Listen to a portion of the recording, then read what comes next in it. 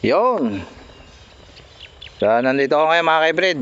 Dito po sa kanilang tanim na Super Hybrid Rice Jackpot 102 ng Leeds Agri. So yan. So payuko na ating jackpot. Ayan. Ayan. Oh, halos tapos na kanyang flowering. Ayan, nalaglag na yung mga pollen niya, no? Para sa pollination. Ayan, pwede, ito po yung klase na pwede na po tayo mag-apply ng any kinds of foliar. Yan mga hybrid. Pagka ganyan ang style ng palay nyo, mga hybrid, after flowering, mga nakayuko na, yung iba hindi pa, pwede na yan. Pwede na yan mga hybrid.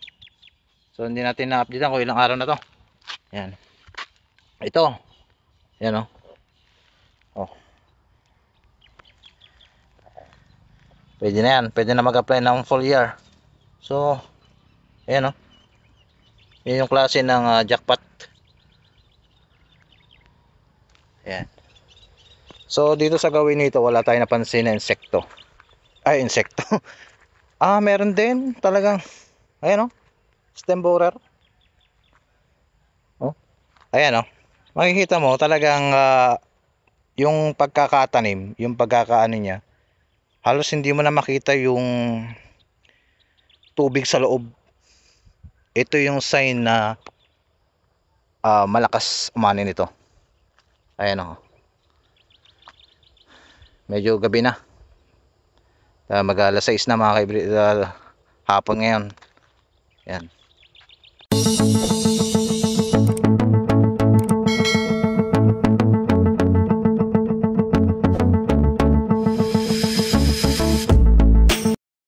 Yon. Isang magandang araw na po mga ka-hybrid.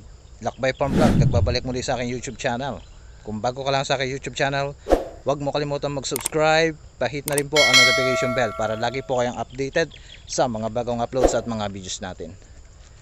Okay, for today's video, nandito ako ngayon sa tanim nilang Super Hybrid Rice Jackpot 102 after flowering. Ayan. Alamin natin yung kanyang inuhay.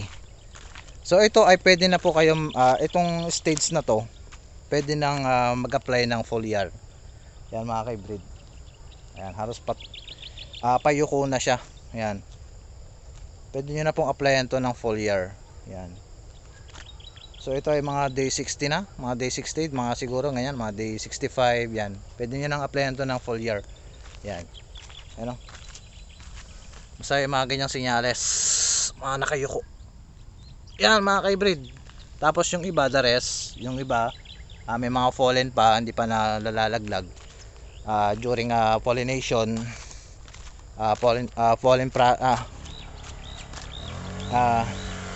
pollinate process pa rin siya mga ka-hybrid.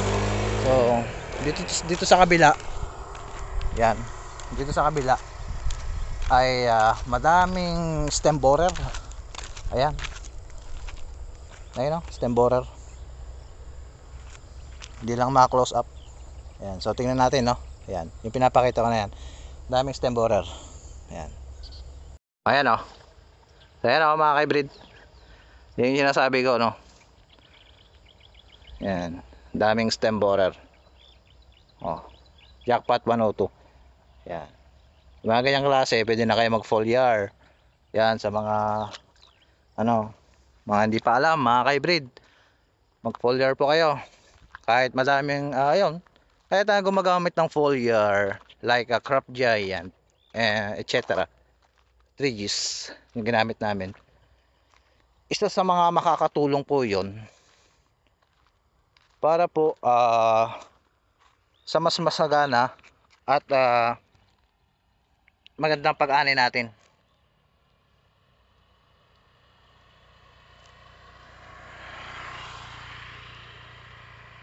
Ayan. Kaya ako sinasabing mag-foliar kayo. Katulad dun sa katabi namin doon na gumamit ng 15 kaban, 15 bag ng fertilizer na versus 10 kabans lang. Daming stem borer, oh. Grabe, makikita nyo, oh. Diba? Daming stem borer, mga ka-hybrid. Mag-spray kayo ng, ayan, pag kung ganyan, wala na, late na ang pag-spray yan. Yan ang sabi ko sa inyo na early stage, 15 days, 30 days, 35 days, hanggang 45 days, mag-spray na po kayo dyan. Ng mga pang stem borer, yan, Bertaco, Gold Rush, Gold, yan, mga klaseng pamatay ng ating mga uod-uod sa ating mga puno ng ating matanim. Yan. Yan. Kaya ako sinasabi ano kayo, foliar. Iwas gastos tayo. So magkano lang ang foliar? Tapos yung 5 kabans, 5 bags. Ang dami yung stem borer talaga. 5 bags na ibibili mo ng foliar. Imbis na 10 lang gagastusin mo o 7 o siyam or 10, 12, ganyan, di ba? Sayang pa yung 4, 3. Di ba? Magkano ang abono ngayon? Yan po mga ka-hybrid ang isa sa mga advice ko na gumamit po tayo ng Crop Giant, 3G's foliar para po makamenos tayo sa pataba. Yan po yung aking may sasuggest. Kami foliar user kami. Pero tingnan mo, tumatama talaga kami sa pag-aani. Ayan, para po sa ating mga hindi pa nakakalam na naka-experience na mag-foliar, ang foliar talaga mayaman sa nutrients yan. Kompleto na yan mga ka-hybrid. May NPK na content na talaga, sobrang dami ng benefit na makukuha sa foliar. Anong klaseng foliar yan? 3G's, Crop Giant, ano pa, etc. Yan. Yan po yung mga isa sa mga ginagamit natin mga ka-hybrid, mga ka-farmers natin. So gumamit po tayo ng foliar. Yan. Yan. So hindi ako yung binabayaran na para i-endorse ang kanilang kanilang mga product about sa foliar. Kaya ako nasabi na mag-foliar, gumamit kayo kasi experience na namin na tumatama talaga kami sa pag-aani. So hindi pa kami gumagastos ng around 11 bags, 12 bags, 15 bags o yung iba pa. Nakaka 20 bags pa yung mga hybrid rice na tinatanim nila. Ayan. So kami, minsan doon nga kahit nga 8 bags nga lang Tapos the rest foliar nang gamitin mo. Tapos mag fish amino acid ka lang. Ayos na yun, maganda na yung kalalabasan nun. Tapos sama mo na tapos yung mga insecticide. Yan, isa sa mga kalaban natin, stem borer yan. Isa sa mga makakapagpahina sa ating mga yan, stem borer. Yan, halos 10, 5%. Oh, di ba? Yun nalilis sa ating ani, no? Ayan, tingnan mo naman jackpot. Pero kahit naman, ito jackpot nila, dito sa gawin na to, walang stem borer masyado. So alamin pa rin natin yan sa kanyang ripening stage. Palabasin natin lahat ng kanyang mga inuhay. So yan, so ganitong stage na pwede na po kayo mag-apply ng foliar. So anong klaseng foliar yan? Yan. So dapat ang pag-apply ng foliar, dapat early stage din. Dapat ang first application between the 20 hanggang 25. Ayan. Second application, kahit mga 35 days hanggang 38 days. So hanggang 3 beses yan. Hanggang 45 days, hanggang 50 days. Ayan. So kung gusto mo naman ito, may optional naman 'yon, no? Kung gusto mo naman kung may mga tira pa, so after flowering stage, i-reserva mo yung ika 35 days. O kunyari, nag-spray ka ng ika dun sa 20 to 25, tapos kahit mag-spray ka ng 45 hanggang 45 hanggang 50 days, tapos palipasin mo yung flowering, 'yon. Tapos ito, katulad nito, mag-apply ka ng foliar, enough na 'yun mga ka-hybrid. Para po sa maganda at masaganang pag-aani. Yan po isa sa mga tip ko lang at na makaani din po kayo mga ka-hybrid ng mahigit sa 160 above. Yan, 160 above, 200. Ayan mga ka-hybrid.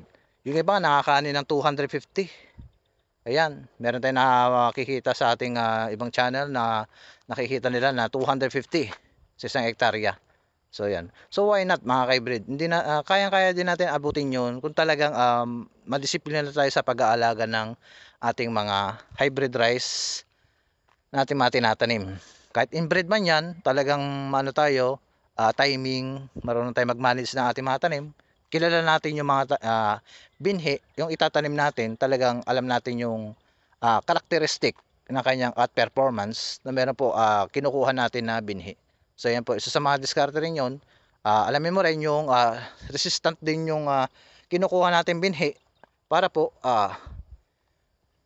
atakihin man ng mga stem borer o ng mga insekto, hindi masyado tatablan mga ka-hybrid. At syempre, chemical method, the best yan mga ka-hybrid. Foliar yan para po tayo ay mas marami po anihin. So yan lang po mga ka-hybrid ang munti kong tips at para po sa timing ng application ng foliar, ganitong status ng kanilang tanim. Yung nga lang, maraming stem borer. Yan. So alamin pa rin natin ang performance yan. So nakita naman natin halos maraming hindi inatake ng stem borer. So kung 5%, pero siya pa yun, no? 5%, 10, 20% na naliles dinadali lang stem borer yung mga ka-hybrid. So yan po mga ka-hybrid. So siyempre, talagang walang perpekto na farmer. Kung talagang hindi natin may experience ang mga pagkakamali, mga diskarte, mga ano natin, ginagawa natin para po sa ating mga ating tanim ng mga hybrid rice o inbred rice. So yan lang po mga ka-hybrid, munti kong update para po dito po sa tanim nilang super hybrid rice Jackpot 102 ng Leeds Agri. So yan po mga ka-hybrid. So mga gusto mag-order, ay may mga nilalagay po ako dyan sa description. Pakibasa-basa din po mga ka-hybrid para po iwas po tanong. At andyan po, nilalagay ko po yan sa description ko. Yung iba po mga detail na pwede nyong kontakin. Andyan po mga ka-hybrid. Andyan na lahat na. Yan po mga ka-hybrid. At mag-ingat po tayo at God bless.